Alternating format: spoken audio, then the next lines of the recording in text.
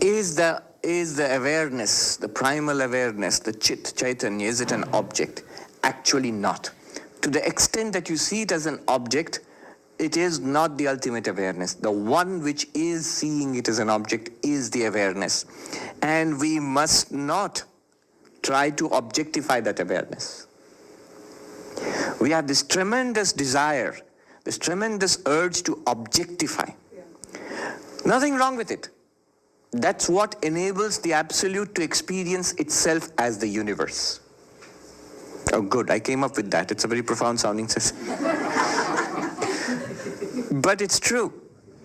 It is this ability to objectify itself that enables Brahman to experience itself as this universe. And so we also, being Brahman in depth, we are that reality. We have this tremendous desire to objectify.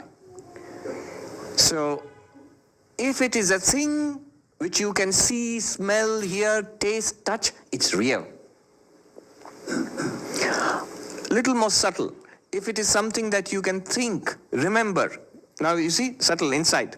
Not hear, smell, taste, touch, not an object of the senses, but something in the mind. Thoughts, feelings, emotions, memories, desires, ideas. But they are also objects. All of these, gross and physical objects outside and subtle mental objects inside, both appear and shine in one consciousness. The moment I say this, the immediate tendency is to objectify. Let me see. Yes, I get it. There is that consciousness. No, it is not. The one which said, there is that consciousness, that awareness, that one is the awareness. Now you'll try to make that one into an object. Don't. There is no need at all. There is no need at all. You are that, and you are absolutely pure and fine as that object. As that pure subject which is not an object, which cannot be objectified. Then this objectifying tendency, all it does, really, spiritually speaking, its value is to point out the pure subject, which is not an object. Every objective experience, like that meditation we did it with sounds. You can do it with forms, you can do it with taste, touch, you can do it with smell, you can do it with thoughts, you can do it with memories. The thing is, what happens is, when an object comes, a sound comes, we become involved with it and we start thinking about it. The stairs are creaking, somebody's going upstairs. We're thinking about it now. Instead of doing that, stairs are creaking, it appears in me the awareness. Is this awareness an object? This is also a thought which is shining in awareness. As you do that, you'll fall silent. The awareness remains by itself. It always remains by itself. It is spacious, in which all of this appears and disappears. This space, for example, it does not resist us. This space in the room, it enables us to sit here. We fill up this space with chairs and people and things and the space accommodates all of us. Think of that awareness as a space. In fact, the Mandukya does that. Akasha, space, is used as an example. Your awareness, the awareness which we are, is like a space in which all of this appears. Now, you might think that all these chairs and people and things, they are different from the space. They come and fill up the space. But in that space of consciousness, there's a term for that, beautiful term. Chidakasha, the space of consciousness.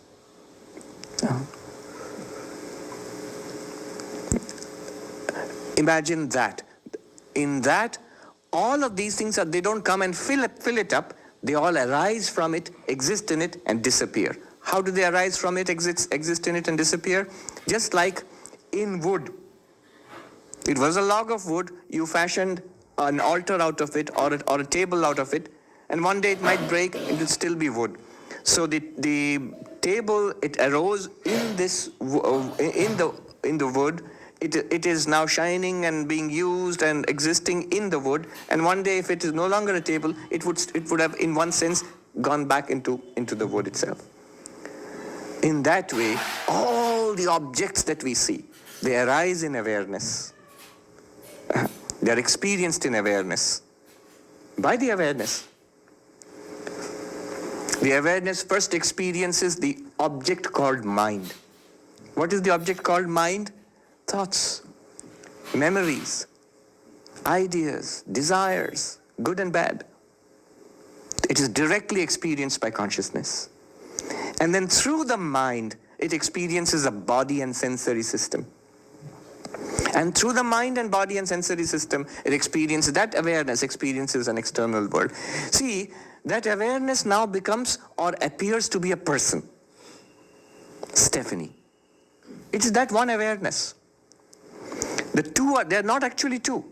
It's not that I am a living being, an individual being, this body-mind complex, and there is a higher, separate, supreme self. No, there is only that separate, that higher supreme self. There's only that. That one alone exists, and it appears as an individual. And it seems to experience an external world. Yeah. So the takeaway from this is, your reality, that awareness, is not an object. Use it in this way. In meditation, in your inner investigation, whatever appears to be an object, use neti, not this, not this.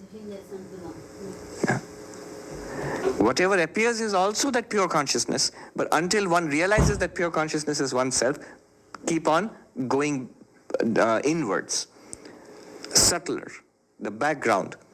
And when you realize I am that will also be a thought in the mind. But it points to that one identity. Then you look outwards and you see all of this is in me, that consciousness. One must ultimately come to this realization of oneness.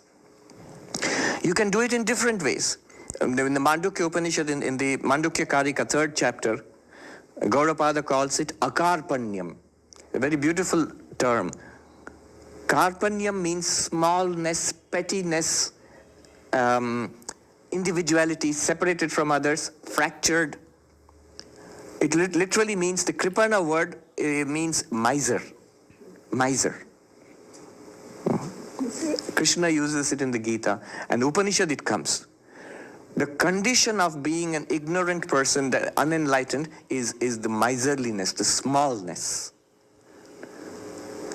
And this is overcome by this magnificent vision of what he calls akarpanyam. The Gaudapada calls non-dual philosophy akarpanyam, the non-miserly philosophy, the infinite philosophy, the completely open and abundant philosophy.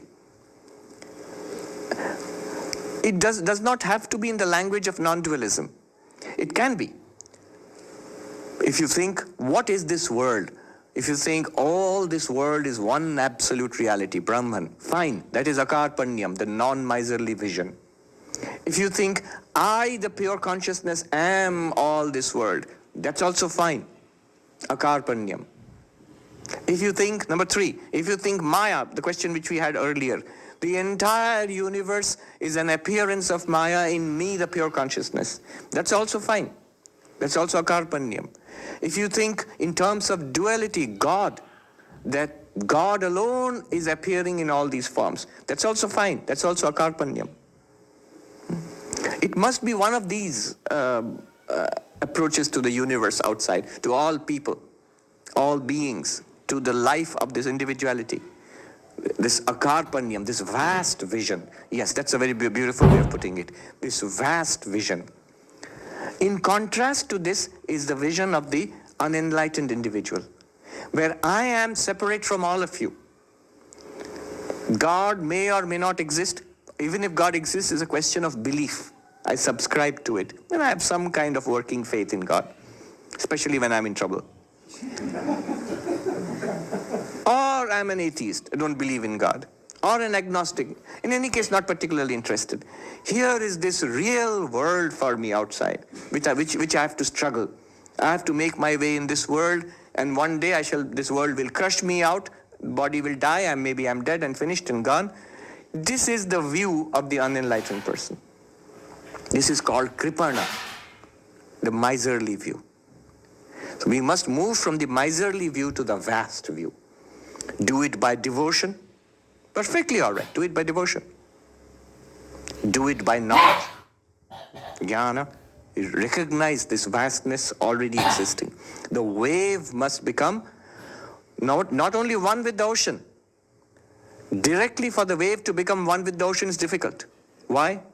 Because I am this little wave. How can I be one with the other wave? How can I be one with this wave and that wave and this wave? No.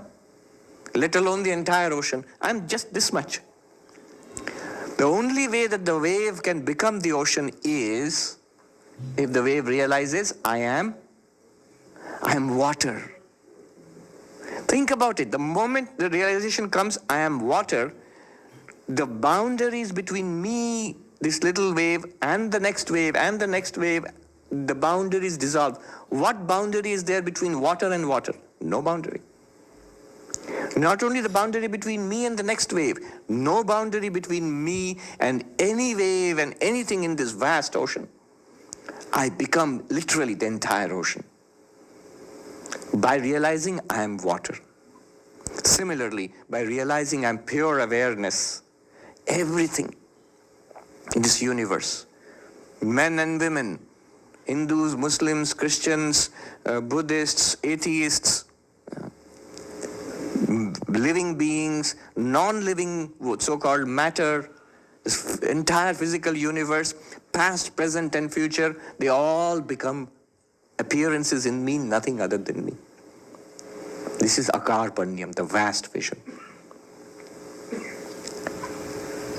Thank you, Stephanie. It's a very good question.